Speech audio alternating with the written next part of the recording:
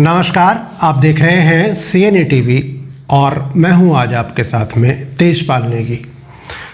आज हम चर्चा कर रहे हैं एक ऐसी खबर की जो पिछले 24 घंटे से लगातार भारतीय सोशल मीडिया पर अपनी बढ़त बनाए हुए है और ख़बर में जो विषय है वो एक ऐसा विषय है जिस पर बहुत कम भारत जैसे देश में चर्चा होती है। विषय है अर्नब गोस्वामी की गिरफ्तारी।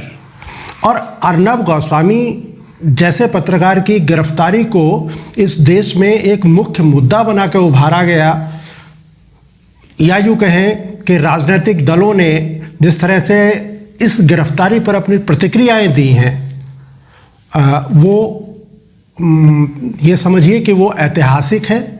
और ऐतिहासिक भी इस संदर्भ में कि इससे पहले पत्रकारों की हत्याएं हुई, उन पर हमले हुए, उनको जेल भेजा गया, लेकिन कभी भी इतनी सख्त प्रतिक्रिया राजनीतिक गलियारों से नहीं आई थी। कौन हैं वो लोग जो अर्नब गोस्वामी के पक्ष में खड़े हैं और कौन हैं वो लोग जिनके इशारे पर पुलिस ने अर्नब गोस्वामी जैसे देशभक्त पत्रकार को गिरफ्तार करने का दुस्साहसिक कदम उठाया।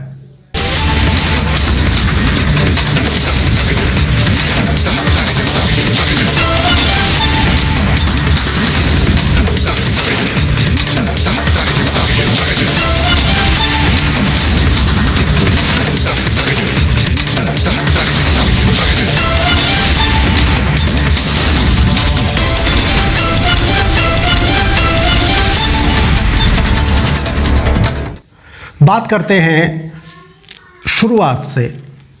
अर्नब गोस्वामी जैसे महान देशभक्त पत्रकार जो किसी भी ओहदे पर बैठे व्यक्ति को गरिया सकता है। मुझे आपने सुशांत को ड्रगी कैसे बोला? एक मिनट तकवा लो मेरी बात सुनो। आपने सुशांत को ड्रगी कैसे कहा? मैं बोल वो पत्रकार जो अपनी कुर्सी से खड़े होकर मरने की धमकी दे सकता है, वो पत्रकार जिसके एकमात्र इशारे पर उसकी डिबेट में बैठे लोगों पर सन्निपात हो जाता है। Druggie druggie druggie druggie druggie, अरे क्या ड्रगी? कहां के ड्रगी? प्रमाण दो मुझे, प्रमाण दो मुझे। वो अर्नब गोस्वामी आज जेल में है। आरोप है एक इंटीरियर डेकोरेटर को उसके कार्य का भुगतान न किया जाने का, और इसके बाद उस इंटीरियर डेकोरेटर ने और उसकी मां ने आत्महत्या कर ली थी और सुसाइड नोट में अर्नब गोस्वामी का नाम भी दर्ज था। ये मामला एक बार दब चुका था, लेकिन उसके बाद दोबारा से मामले में नए सिरे से तफ्तीश शुरू हुई और कल सुबह 6 बजे पुलिस ने अर्नब गोस्वामी को उनके घर से गिरफ्तार कर लिया। ये तो बात हुई अर्नब गोस्वामी के ऊपर लगे आरोपों की, जिनकी वजह से वो गिरफ्तार हुए हैं। और अब बात करते हैं अर्नब गोस्वामी के उस पत्रकारिता की जिसके नाम पर आज वो पत्रकारिता जगत में लोगों के लिए एंग्री यंग मैन बने हुए हैं।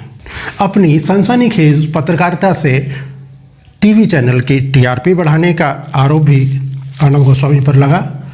लेकिन इससे पहले आप ये समझ लीजिए कि ये अर्नब गोस्वामी इससे पहले अंग्रेज़ी के बड़े पत्रकारों में गिने जाते थे। आर भारत शुरू हुआ और अर्नब गोस्वामी का नया अवतार हुआ पूछता है भारत के साथ।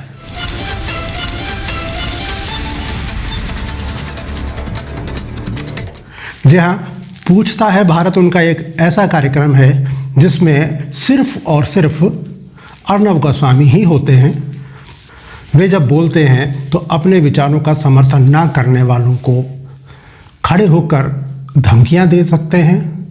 वो कार्यक्रम उनका है, वो जो चाहे करें, लेकिन सार्वजनिक स्तर पर, सार्वजनिक मंच पर इस तरह की अभिव्यक्ति कतई भी शोभा नहीं देती। यह बात पत्रकारिता जगत से जुड़े तमाम पुराने पत्रकार भी कह चुके हैं।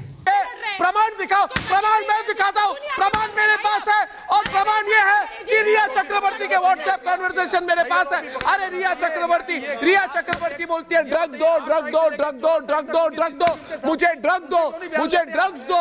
वो कहती है मुझे ड्रग दो, मेरे लिए गांजा लाओ, चरस लाओ, एमडीएमए लाओ, एक्सटेसी लाओ। अरे वहां पे प्रमाण है उसके पास। अरे ड्रगी कौन है? रिया चक्रवर्ती ड्रगी है। वो कैसे? चूंकि अर्नब इलेक्ट्रॉनिक मीडिया के बड़े प्लेटफॉर्म से आए हैं और जो प्लेटफॉर्म उन्होंने अपने लिए, अपने नए अवतार के लिए तैयार किया वो भी राष्ट्रीय स्तर का है, इसलिए छोटे मोटे पत्रकारों का विरोध भी नक्कार खाने में तूती की तरह ही साबित होता है।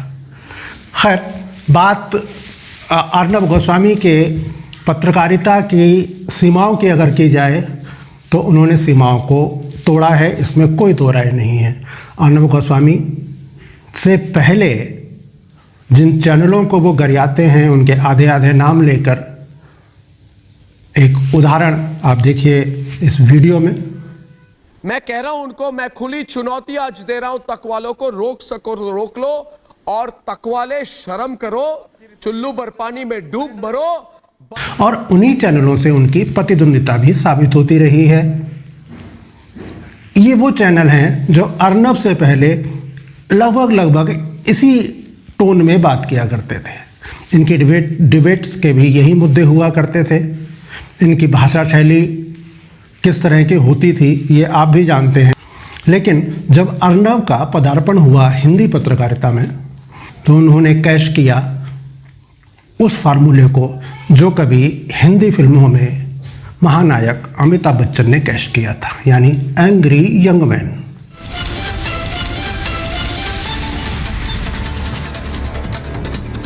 अर्नब भी हिंदी पत्रकारिता के एंग्री यंग मैन बनना चाहते हैं और ये समझिए कि इस दिशा में या इस रास्ते में बहुत आगे भी निकल चुके हैं। वे खड़े होते हैं, उन्हें जब गुस्सा आता है तो चलती डिबेट में कैमरे के सामने वे खड़े होकर सामने वाले को गरिया भी सकते हैं। रिश्ते में हम तुम्हारे बाप लगते हैं, रिश्ते में हम तुम्हारे बाप लगते हैं और नाम है हिंदुस्तान। तो अच्छी बात यह है कि तुम लोग बाप से डरे रहो। वे आस्तीनें चढ़ाते हैं, वे दोनों हाथ फेंक कर, और यहाँ पर भी कई डिबेटों में उनको इधर उधर दौड़ते हुए भी देखा गया है, जो कि सादगी और शालीनता से भरी हिंदी पत्रकारिता में दूर दूर तक कहीं भी दिखाई नहीं पड़ता था। अर्नब ने इस सीमा को भी तोड़ा है कि अब तो पाकिस्तानी भी मानने लगे हैं कि इमरान खान सिर्फ एक कठपुतली है, वो फ्यूज बल्ब की तरह है, फ्यूज बल्ब जो काम नहीं करता है। अर्नब जिस शैली का उपयोग करते हैं बोलने में वो कतई भी सादगीपूर्ण तो नहीं है। हाँ, अरे असत्य में जयते में विश्वास करने वाले लोग ये बकवास कर रहे हैं। बकवास की भी हद होती है। मैं एक बात कहना चाहता हूं, देखिए बकवास की भी हद होती है। हाँ, एक बात जो अर्नब ने हिंदी पत्रकारिता में नई शुरू की है और जो हिंदी पत्रकारिता को अपना जीवन दे चुके हैं उनके लिए शर्मनाक भी है।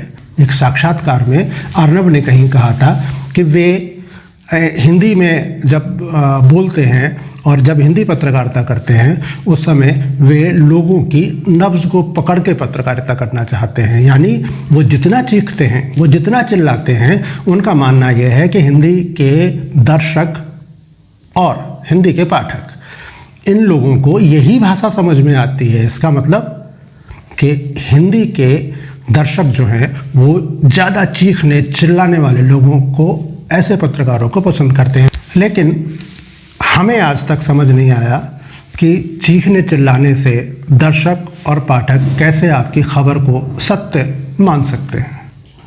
अतार्किक खबरें, बेहुदा संवाद और उस पर आक्रामकता का तड़का, ये है अर्नब गोस्वामी की पत्रकारिता। हमें जो पत्रकारिता के हमारे गुरुओं ने सिखाया, उन्होंने कहा कि चाहे जितनी भी विषम परिस्थिति हो, आप अपना आपा नहीं खोएंगे, आप सार्वजनिक तौर पर सादगी का परिचय देंगे और किसी से भी बातचीत करते समय उसके मान सम्मान का ख्याल रखेंगे। हमने इसे पत्रकारिता के साथ सार्वजनिक जीवन पर भी उतारा। इसके उल्टे अर्नब गोस्वामी अगर अपनी डिबेट में जी शब्द का इस्तेमाल करते हैं अपने विरोधी के लिए खासकर, तो वे उस जी को नाम के इतनी देर बाद कहते हैं कि वो व्यंग्य लगने लगता है। खुली चुनौती दी थी मैंने कि अरे उद्धव ठाकरे जी हिम्मत है तो मुझसे बात करें। उनकी डिबेट्स को देखकर लगता ये है कि वे चाहते हैं कि वे विवादों में रहें, वे चर्चाओं में रहें, चाहे इसके लिए रास्ता जो भी हो। खैर, अर्नब पत्रकारिता के लिए जेल में नहीं है, वो एक आपराधिक केस है। उनके यहाँ काम कर चुके एक व्यक्ति ने आत्महत्या की थी और उसके कुछ दिन बाद उनकी माँ ने भी सुसाइड कर लिया था।